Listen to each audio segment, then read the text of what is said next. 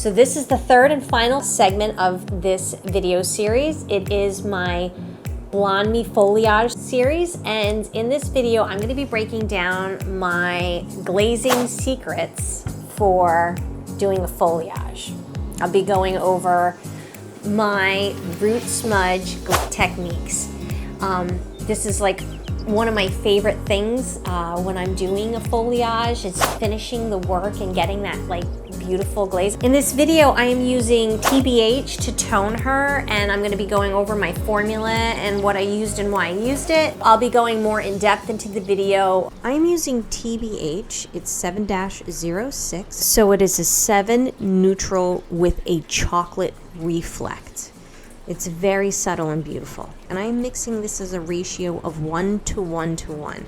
So it's 1 part color, 1 part 6 volume, and 1 part tone softener. And that is to shear it out so it's more of a toner.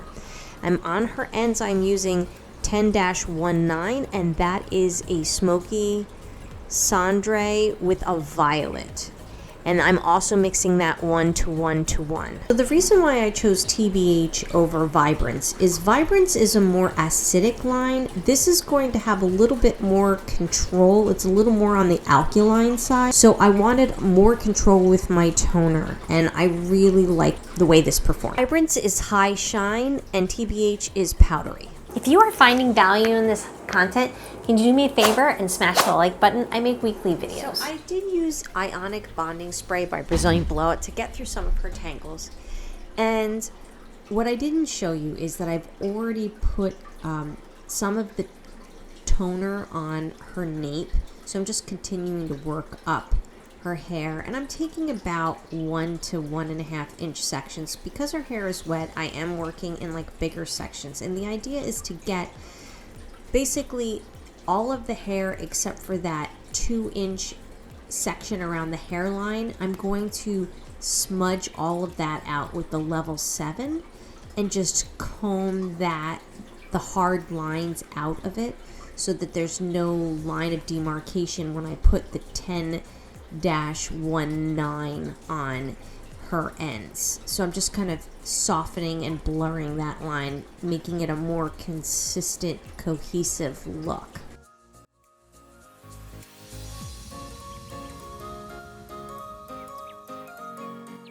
So by using the level 7 on her root smudge, I'm just blurring the highlight lines. So it's not going to be quite as bright and bold at the top. It's going to mimic like children's highlights growing out of the head, where they start out not quite as bright, but as it gets to the ends, it starts to really get bold.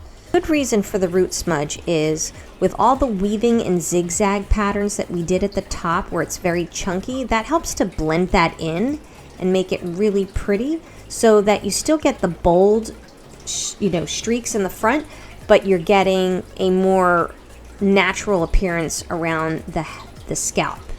So I am applying the 10-19 around her hairline, and I did wait for the last because I wanted that to be the strongest impact. By applying this piece last, it's going to give you the strong, bright money piece that everybody loves. I am going to go in and tap in the 706 just to mute it a little bit by applying the lighter color first and then tapping in the deeper color. It gives a beautiful transition without making it too muted.